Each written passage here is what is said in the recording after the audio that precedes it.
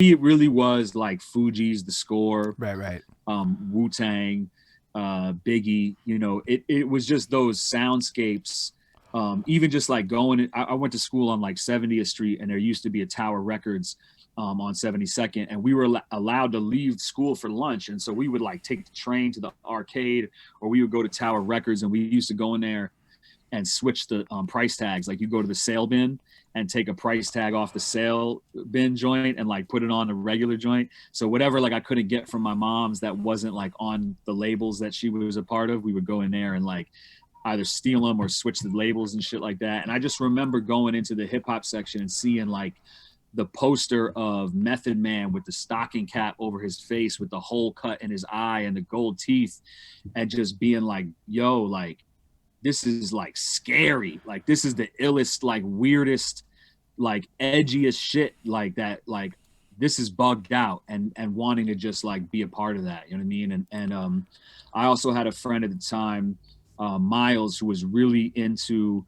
political and like social justice stuff. So I actually started this thing Hold called on, Act Your can I Rich. just stop? Yeah, yeah, So yeah. we Go can for it, just man. put it on wax. Social justice wasn't invented this decade. It's been around for a minute. Right. Okay, Yeah, thank you. yeah. Yeah, totally. Nah, like I definitely like, for me, I was always into just like right and wrong was like a big thing for me. Like what's fair. Like I was always into fairness. Like kids are Mm. like, that's not fair. And I was definitely one of those kids that was like needed things to be fair. And I always just felt like I saw, and my parents are like, obviously we're pretty progressive, and my pops was like a really like extreme hippie when he like during a hippie era. He really just like abandoned society, and so I always was raised with these kind of principles, and always wanted to fight for the little person. You know what I'm saying? Fight for the person who is disenfranchised. And so there was this. We started this organization called Act Your Rage, and it was like act your age, but also like Hold act. on. And how old are you when you're doing this? Probably like 14. Yeah, Holy shit. like 14, 15. Yeah. Yeah, this is interesting. And Cool shit, dude. yeah, and we used to go to like all of the all of the like rallies, and all of the Free Mumia was like a big movement at that time. And I was around like Ramona Africa, and the move, out of Philly, like just was kind of always like in that headspace. And then with had an older homie who was really like focused on that, and kind of brought me into the fold with all of that. You know what I mean? So I was definitely into like Rage Against the Machine, anything that kind of like spoke about those issues started to really appeal to me. And yeah, just that vibe, and the ability to write what you feel, because rock and roll and these other genres are more like a movie a lot of the times, where it's not necessarily like you're not necessarily, like you think about Pearl Jam, Jeremy, they're singing a song about somebody it's not their life, it's about somebody else. Or I think the first person perspective of hip hop, with the kind of collage background for me, is what really like made me be like, yeah, this is it. Like I can mix everything, and I can say a lot of things here. You know what I mean? I definitely relate to that. I mean, for myself, just because I feel like you're giving me a lot, it's fair to give you a little bit back. I'm 12 when new metal pops. So, like, I guess when my Linkin Park is like my first favorite band. So, in a lot of Word. ways, I empathize heavy with how you see music at this age, because it really does reflect what I grew up with. Maybe I don't have the YouTube life, but like I'm like the one age generation that's gonna go new metal's the shit and is grateful it's coming back in full force today, because I told y'all that shit was dope.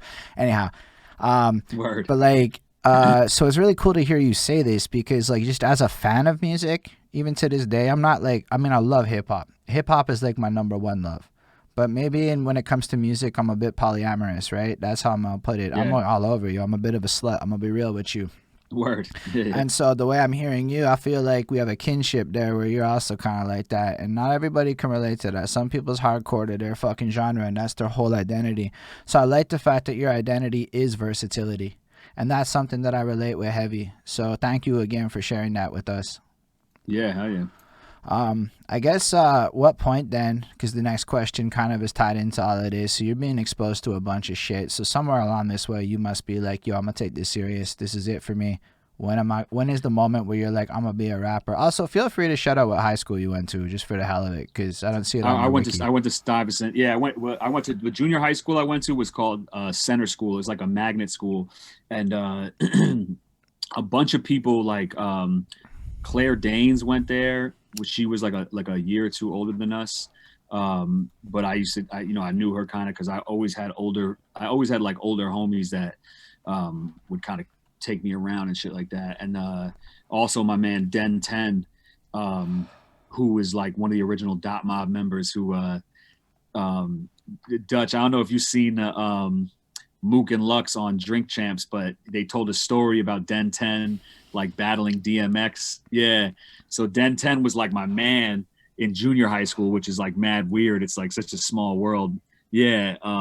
He was the one who I used to like freestyle and rap with in class. Um, so yeah, I went to the center school, and then for high school I went to Stuyvesant, which is like a geek, like a math and science high school. Um, Yo, that's interesting. S yeah, diverse, but pretty limited. You know what I mean? Like Nah, but I definitely do you want? I didn't like it there really. You know what I mean? I like my peoples that I have from there, but like I don't really like the administration or what the school was about.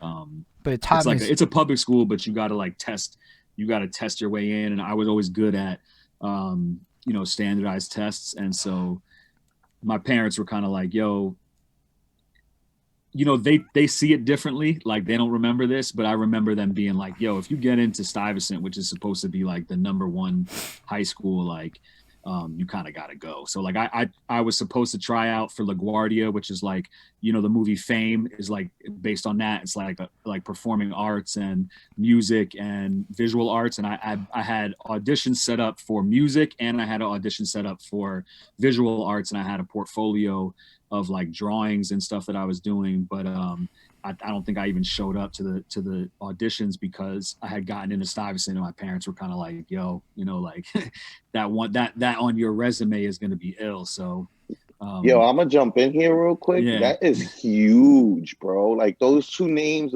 for high schools, like here in New York City, Holden, that's like the top of the cream of the crop, you know? Yo, but Like I have mentioned in the comments that I didn't get into art and design. Like mm, I had applied and I had tested and everything. I didn't get in. You know what I mean? And that was like a hurtful, like it hurt my yeah, heart. You know what I mean? hell Like yeah, what? but I yo, couldn't make it in. it, Like hell yeah, it's those just two like, schools are even higher than art and design. And art and design is if for us outer borough kids, Manhattan is the goal for a high school, and mm. those schools are all like the cream of the crop. It's crazy.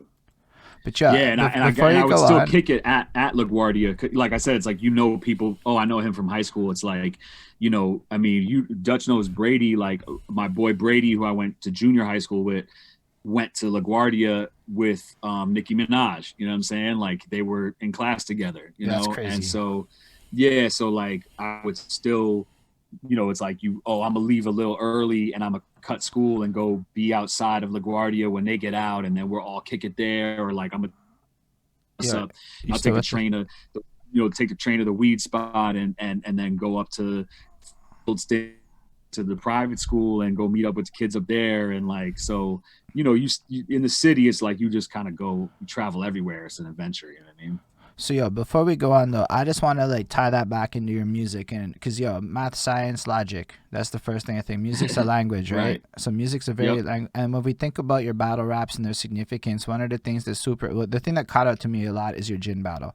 When he decided Mm. to like freestyle completely, and you came in with this structure and compositional element where it seemed Mm. like within your head you were timing shit, math cadence ready to fucking go, and I saw that. And so the fact that you were able, like, you can see it early on, then if you trace your story, that you had that level of thinking that would allow you to bring that level of shit to the table. So I'm grateful you shared that, because it actually just ties directly into your fucking story and your musical career, and explains so much about how you approach your rhymes to me.